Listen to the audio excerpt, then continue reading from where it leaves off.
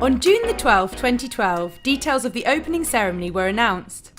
Film director Danny Boyle unveiled a model of the opening set, which will feature an idolised countryside complete with real chickens, sheep, real grass and a plough. There will also be clouds and rain, as well as a walkway to represent the M25 motorway. This generated a burst in social media conversation around the Olympics.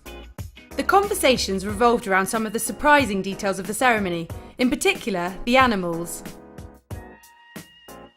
The overall reaction was one of surprise and concern about whether this ceremony would live up to expectations and be representative of Britain, London and our Olympics. As a result, many people on Twitter responded with cynicism. Social media comments reflect people's gut reactions, but how do Brits feel now that they have had a bit more time to take in the information? We went onto the streets to find out.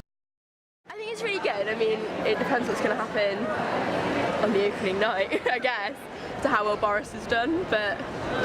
Have you heard anything about the opening ceremony at all? The sheep involved. Tell us what you know. The sheep involved and children, and it's like, meant to be like a picture of England. But apart from that, I don't know anything. And what do you think of what you've heard? Interesting. It's not going to be China, but it'll be good.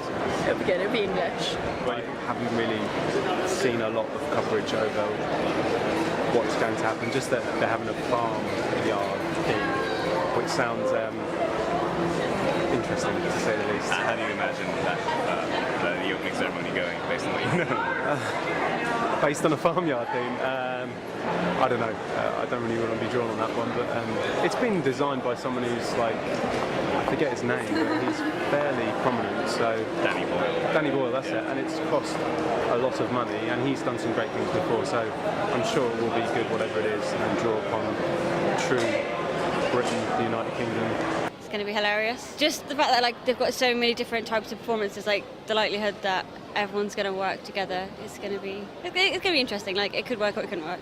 Everywhere else, when you look at the Olympics, how they've opened theirs, it's been so spectacular, and then in comparison, I don't know we're quite the same.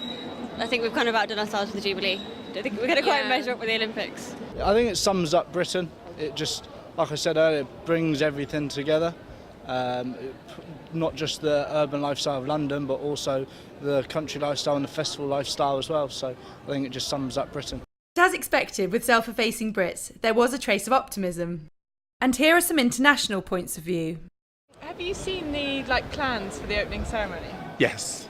What did you think of them? I think they're excellent, yes. What exactly do you like about Well, I like the fact that there's all different kinds of things represented, all connected with Britain, and I think it's going to be a great advertising for Britain and for the brand Britain in future, yeah.